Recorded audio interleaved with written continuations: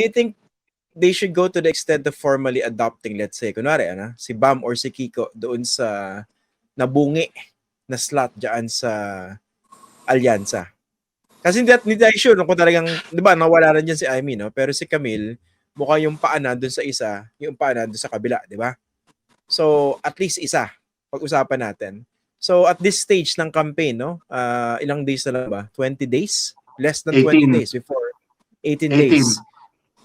Kailangan pa bang formally adopt yan sa lineup o hindi na? Ilagay na lang sa sample ballots pag ganahin yung makinarya? Una, tingin ko si Camille ay practically nahulog na. Lalong-lalo na dito sa mga banat ni Yusek Claire sa kanyang nanay, kay Cynthia Villar, na sinisisi dito sa pagtaas ng presyo ng bigas habang namimigay ng 20 peso per kilo na bigas si BBM kahapon at saka today sa Visayas. So, tingin ko that is not lost dun sa mga political strategies katulad ni Alan Herman. So, medyo pregnant with meaning yung nangyari na yan. No? Kaya practically, from his vantage point, ay baka dalawa na yung bakante. No? Last year, may ganun ng klaseng mga offer na isa dun sa dalawa na pink ay baka pwedeng pumasok sa admin slate. Parang na-reject yan yung leaders ng pink. Pero ngayon, baka nakakaroon sila ng second thoughts. No? Whether that will be a guest candidate or an official part of the slate, tingin ko yung mas viable yung guest para hindi ma-antagonize yung mga naiwan na 10 at hindi ma-antagonize yung pink lawan base. Pwedeng sabihin nila ay guess. No? Pwedeng, pero pag ganun, guess kasi may deniability No? Guess pero hindi po kailangan umakyat sa entablado. Oo, hindi naman siya organic Pero tingin ko, ito naman ay kung ko lang naman, hula lang. No? Yung mga political analyst naman, mga manghuhula yan. Hindi naman talaga nag-a-analyze yan. Yung, speculator. Isang independent, pwede may ganun ding feelers. Pwede may ganun ding offer. No? I doubt kung dalawang independent ang ipapasok. I doubt kung dalawang opposition ang ipapasok. Baka kumuha sila ng isang independent at saka isang opposition. Hindi naman kailangan formal endorsement yan, di ba? No, 18 days left. Yeah, 18 days left. Very doubtful if there will be a formal endorsement. Yung sinasabi ni Senator Edo, I agree wholeheartedly and entirely. In fact, balita ko lang, yung muntik ng ma-adapt ay yung pangalan niya ay nag-uumpisa sa letrang K. Pero hindi natuloy, hindi natuloy. Tama, umangal daw yung mga yellow leadership. But I don't think formal endorsement is needed at this point. 18 days to go before the election. An informal wink-wink, nudge-nudge, atin ito, bata natin to, makinarya move will be enough. Okay, may tanong ako rito. No? So kung susundin natin yung game theory ni Alan na dinideny na ini-espouse si Senator Edo, so may laglagan, may angatan, okay? So ibig sabihin, sinong lalaglag dito kung sakasakali? Sa 12 o sa 11?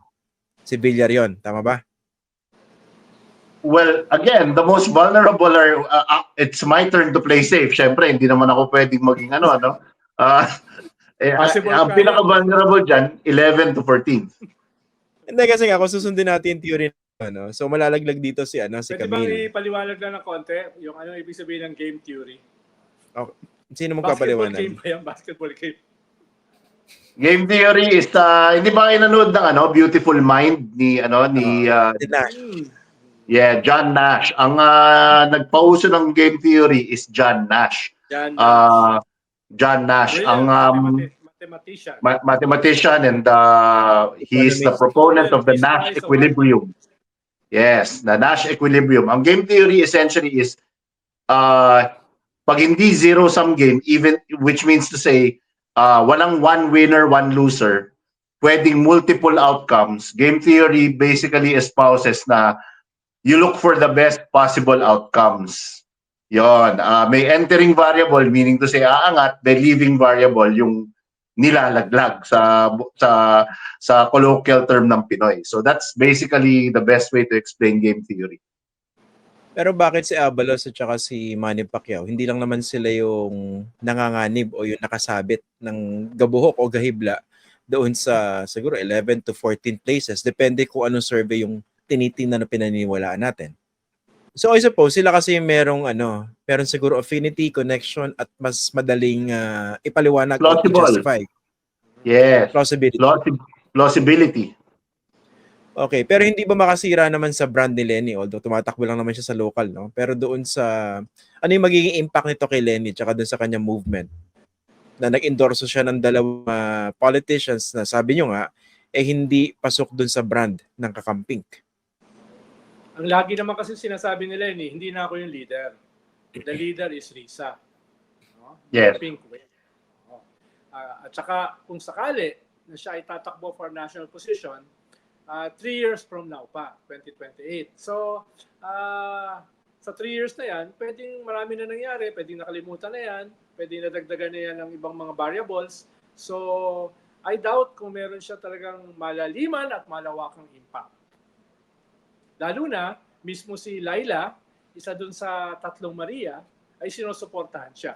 I have yet to hear from Risa. Pero si Laila ay nagsalita na. Si Ronald Llamas nagsalita na at maingat di yun na yun. Yun na yun.